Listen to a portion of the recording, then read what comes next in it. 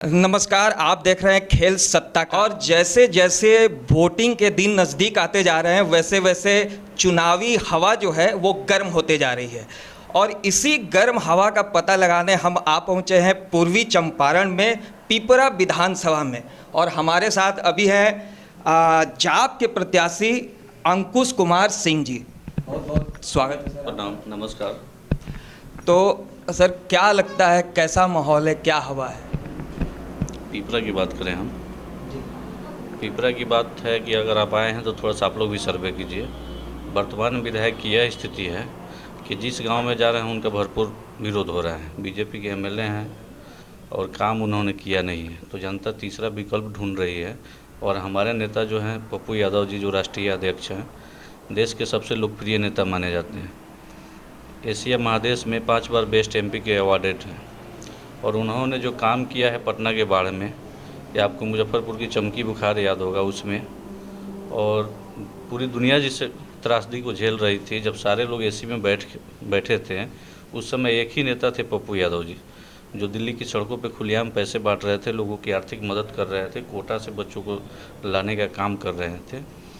तो यह जो काम है आज हर गांव में हम जा रहे हैं, इसी की वजह से लोगों का काफ़ी सपोर्ट मिल रहा है और उनके काम की तारीफ़ हो रही है। और जो उन्होंने किया है बिहार वासियों के लिए, लगता है मुझे इस बार हम लोगों के पक्ष में वोट करेंगे लोग।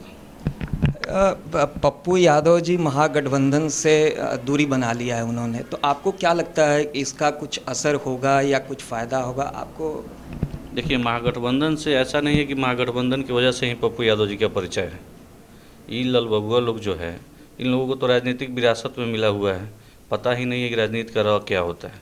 और पप्पू यादव जी अपने संघर्ष की बदौलत चल रहे हैं, जी रहे हैं, और संघर्ष से ही उनकी तारीफ होती है। तो महागठबंधन से अलग हैं तो इससे महागठबंधन को नुकसान होगा निश्चित रूप से, लेकिन पप्पू यादव का कद इस बार बिहार विधानसभा में बढ़ेगा निश्चित है। चाहे चमकी बुखार हो, चाहे बाढ़ हो, चाहे हर बार पप्पू यादव जी लोगों के बीच देखे गए हैं जहां कोई दिख नहीं रहा था। ये तो आम लोग भी जानते हैं और उन्होंने देखा है। तो क्या आपको लगता है कि मतलब ये जो सारी चीज़ें उन्होंने की है लोगों के लिए, उसका असर चुनाव में पड़ेगा, पब्लिक का सपोर्ट बढ़ेगा इस बार? जी बिल्कुल, वो तो हम क्षेत्र में जब जा रहे हैं और हम लोग भी उनके साथ कदम से कदम मिलाकर उनके दिशा निर्देश का पालन किए हैं। जब चंपारण में बाढ़ आई थी तो देश के केंद्रीय मंत्री अब पूर्व हो चुके हैं, वो लोग घर में घुस गए थे, उन सारा विजुअल चला है। पप्पू यादव जी के आदेश पे हम लोग भी काम किए हैं, तो काम तो बोल रहा है। बिहार के लोगों को इंसानियत के नाते एक बार मौका तो पप्पू यादव जी को देना ही चाहिए, और जिस तरह से जन समर्थन मिल रहा है, लगता है हमें इस बार मौका मिलेगा। अच्छा, मान लीजिए सरकार किसी की भी हो, अगर महागठबंधन हो या नीतीश जी की सरकार बीजेपी के साथ बनती हो, तो आप लोगों का क्या एजेंडा होगा, क्या मतलब सोच होगा कि किधर जाएं? ऐसा कुछ आप लोगों ने मन बनाया है या अभी उस पर मंथन है? देखिए, फ़िलहाल तो हम विधानसभा क्षेत्र में घूम रहे हैं, जनसंपर्क कर रहे हैं, लोगों का आशीर्वाद प्रेम मिल रहा है। अब सीट जिस हिसाब से आएगा, आगे के शीर्ष नेता तय करेंगे कि क्या करना है नहीं करना है, यह तो हम लोगों के हाथ में है नहीं। जो आदेश उनका होगा वही हम लोग पालन करेंगे। ये जो है आपका विधानसभा क्षेत्र, वो बीजेपी यहाँ पे 5 साल से रही है, आपको क्या लगता है उन्होंने कुछ काम किया है? और आपके क्या मुद्दे हैं जो लेके आप पब्लिक के बीच में जा रहे हैं? देखिए, जिस क्षेत्र की आप बात कर रहे हैं, यहाँ पे पिछले आज़ादी के 70 सालों तक 2 बार यहाँ से स्थानीय एमएलए रहे हैं, और बाकी 60 सालों से यह क्षेत्र जो है जरपेशगी गिरवी बंधक जो समझिए। इस बार लोगों ने यह ठान लिया है कि हमको स्थानीय ही चाहिए, हवाई हेलीकॉप्टर वाले नेता यहाँ नहीं चलेंगे। इसलिए जब भी हम लोग जा रहे हैं, जहाँ भी जा रहे हैं, वहाँ भरपूर समर्थन मिल रहा है। हमारे सोशल मीडिया पे भी आप अगर देखते हैं तो आपको दिखेगा कि काफ़ी संख्या में लोग फॉलो कर रहे हैं।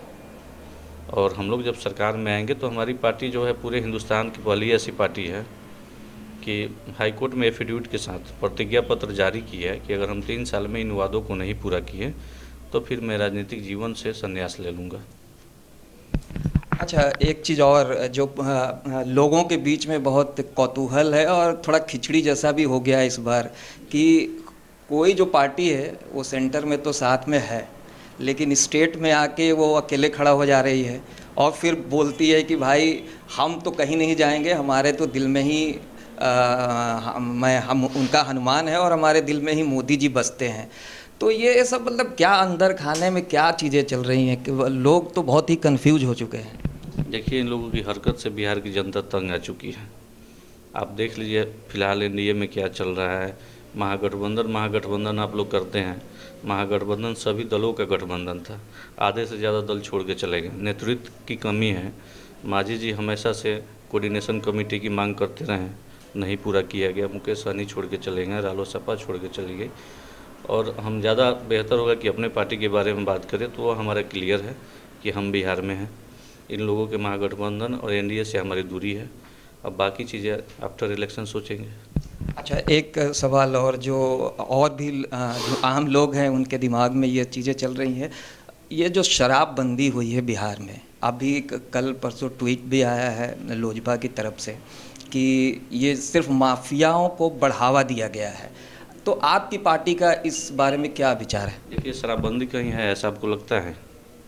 नीतीश जी जो है हिडन क्राइम करवाते हैं, इंटरनल प्रोटेक्ट करते हैं अपराधियों के रुपए से फंडिंग से उनका सरकार चलता है। शराब सिर्फ बंद करना राजस्व को नुकसान पहुंचाना था। आपको जानकारी होगा कि शराबबंदी से बिहार के ऊपर क्या इकोनॉमिकल असर पड़ा है। अगल बगल के राज्यों में देखिए, नेपाल, यूपी, बंगाल, ये सब जो राज्य है शराबबंदी के बाद उनका राजस्व बढ़ गया और बिहार के पास आज कोष नहीं है। और इन्होंने शराबबंदी सिर्फ दिखावा किया है। जैसे आपने कुछ दिन पहले देखा होगा गुटखा बंदी, रजनीगंधा, शिखर, विमल, कुछ जब इन्होंने बंद करवाया है, ब्लैक मेलिंग करवाया है, कमीशन लिया है, तो उसको स्टार्टिंग करवाया, फिर रेट बढ़वाया। शराबबंदी ये बंद नहीं करवाएं, इसको home delivery, internal home delivery चालू करवाए हैं। आप आज पटना के किसी भी लॉज में चले जाइए, नौजवान पढ़ाई कम कर रहा है, होम डिलीवरी बॉय का ज़्यादा काम कर रहा है। लॉज में जाइए, वो लड़का आज शराब डिलीवरी का काम कर रहा है। अगर आपने बंद किया है, आपके पास प्रशासनिक क्षमता है तो पूर्ण रूप से बंदी होती। नीतीश जी जितना भी डिसीजन लिए हैं बंदी उंदी का, हमको लगता है कि कॉपी करने के चक्कर में सबसे विफल मुख्यमंत्री रह चुके हैं अभी तक। अच्छा, एक चीज़ और, अभी जो है 10 लाख नौकरी का अभी हवा बह गया है और उस पे एक और रद्दा रख दिया गया है 19 लाख का। तो ये मतलब ये क्या है? सिर्फ हवाई आपको लगता है या फिर कुछ इसके पीछे और सत्य है, सच्चाई है? यह सब चुनावी जुमला है जो लोगों ने 2015 में भी देखा, 20 में भी देखा। केंद्र में जब सरकार आई थी मोदी जी का, तो सबसे बड़ा भाषण दे रहे थे कि हम आएंगे, रोजगार देंगे। तो हमको लगता है कि सबसे ज़्यादा लोग बेरोजगार उन्हीं के सरकार में हुए हैं। सारी निजीकरण इन्हीं की सरकार में हुई है। जेट एयरवेज से लेकर के इंडियन ऑयल की रिफाइनरी तक बिक गई आपके इस देश की। तो बस यह एक युवाओं को दिग्भ्रमित करने का बात है। जो खुद 9वीं पास हो और दूसरों को रोजगार देने की बात कर रहा है, तो कहीं ना कहीं से यह हास्यास्पद है। अच्छा, आप मेरी शुभकामनाएं कि आप अच्छे मतों से जीते। लेकिन अगर आप जीतते हैं तो आप अपने इस विधानसभा के लिए, लोगों के लिए क्या क्या आपने दिमाग में सोच रखा है जो पहले उसको करेंगे या 5 साल में पूरा करेंगे? 2015 में भी हम चुनाव लड़े थे राष्ट्रवादी जनता पार्टी से, 20 में भी लड़ रहे हैं। हमने कभी क्षेत्र में एक बार भी झूठा कमिटमेंट नहीं किया कि हम जीतेंगे तो यहाँ ताजमहल खड़ा कर देंगे, यहाँ कुतुब मीनार खड़ा कर देंगे। एक विधायक की जो हैसियत होती है, उतना काम हम लोगों के लिए शिक्षा के क्षेत्र में, स्वास्थ्य के क्षेत्र में, महिलाओं की सुरक्षा हमारी पहली प्राथमिकता होगी। तो ये थे हमारे साथ पिपरा विधानसभा के प्रबल उम्मीदवार अंकुश कुमार सिंह जी, जो जन अधिकार पार्टी के हैं। सर, आपको बहुत बहुत शुभकामनाएं। बहुत बहुत धन्यवाद। नमस्कार।